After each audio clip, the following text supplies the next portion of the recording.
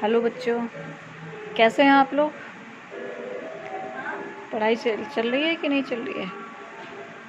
देखिए, जैसा कि हम लोग जो पढ़ रहे थे अपने जो फर्स्ट पेपर है हमारा अद्यतन काव्य वाला, ठीक है।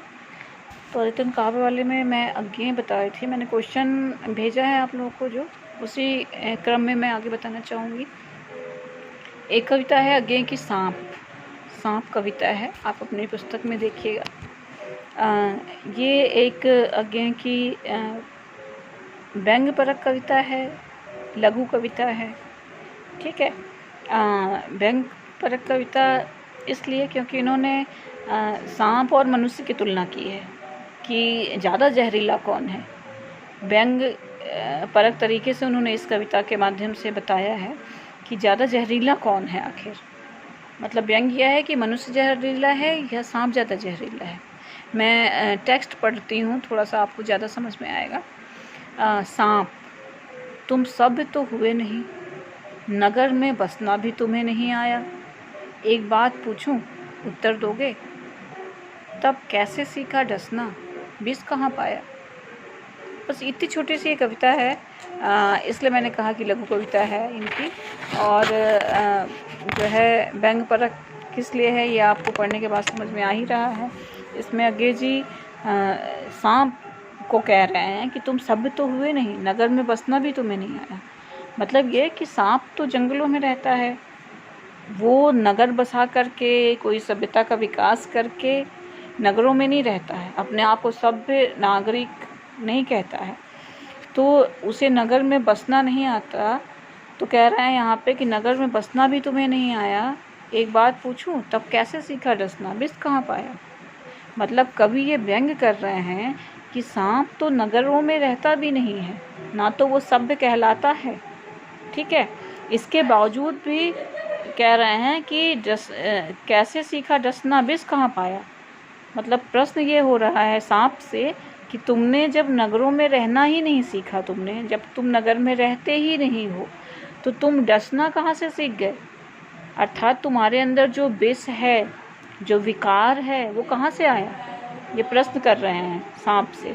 मतलब व्यंग्य यही है इसका, का जो कविता है इसकी खास बात यही है कि व्यंग्य ये कर रहे हैं कि मनुष्यों पे, कि जो सभ्य नागरिक कहे जाते हैं, जो सभ्यता का विकास करते हुए आज नगरों में जो रह रहे हैं, ठीक है ना, कि नागरिक हैं और सभ्य नागरिक हैं।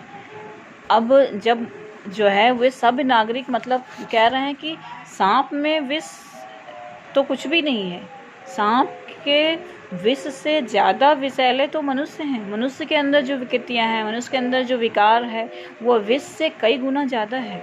इसलिए यहाँ पे सांप से कहा जा रहा है, इस सांप से प्रश्न किया जा रहा है कि जब नगरों में तुम सभ्य नहीं हुए, नगर में बसना भी नहीं आया, तब विष कहाँ से तुमने पाया, ठीक है। मतलब कैसे सीखा डसना, यानी कि व्यंग्य यह है कि डसना, ठीक है, यानी कि दूसरे को जो है वो दूसरे पर प्रहार करना, दूसरे का नुकसान करना, यह सब मनुष्य के गुण हो गए हैं। जो सभ्य अपने आप को कहलाता है, जो व्यक्ति, जो सभ्य नागरिक कहे जाते हैं, वे नागरिक क्या है, उन नागरिकों में यह आज का गुण है कि वह दूसरों को नुकसान करते हैं, दूसरों को डसते हैं, दूसरों को नष्ट करने की चेष्टा करते हैं। तमाम समय में उनके मन में बस दूसरों को किस प्रकार क्षति पहुंचाए यह चलता रहता है, ठीक है। तो विष उन मनुष्यों के अंदर भरा हुआ है, विष उन सभ्य लोगों को, उन नागरिकों के अंदर भरा हुआ है, उनके अंदर विकार भरे हुए हैं। सांप का विष तो कुछ भी नहीं है मनुष्य के विष के आगे, मनुष्य के विकारों के आगे। तो व्यंग्य इसमें यही है कि मनुष्य अगर विषैला प्राणी है, या मनुष्य में अगर विकार हैं, विकृतियां हैं, तमाम गंदी चीज़ें हैं, गंदे भाव हैं, ये सब चीज़ें हैं, तो एक बार माना जा सकता है। लेकिन सांप जो कि उनकी संगत में नहीं रहता है, मनुष्यों की संगत में नहीं रहता है, नगरों में नहीं रहता है, उसमें विष कहाँ से आया।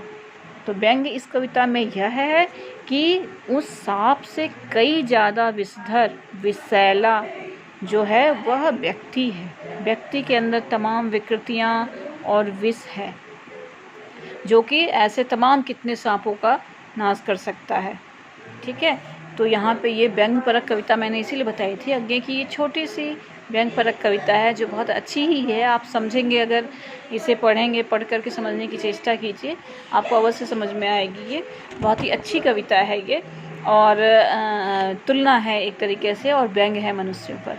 मनुष्य होने के बावजूद भी, सभ्य व्यक्ति कहे जाने के बावजूद भी, सबसे ज्ञानवान प्राणी होने के बावजूद भी उसमें क्या है, तमाम विकृतियाँ और विषैलापन भरा हुआ है, जो कि मात्र दूसरों की क्षति पहुंचाने के लिए सोचता है, दूसरों का नुकसान सोचता है, कुछ विकास की बात नहीं सोचता है, दूसरे के विध्वंस के बारे में ज़्यादा सोचता है, और अपने ज़्यादातर समय इसी में वो लगाता है। तो वो ज़्यादा विषैला है, सांप से कई गुना ज़्यादा मनुष्य विषैला है।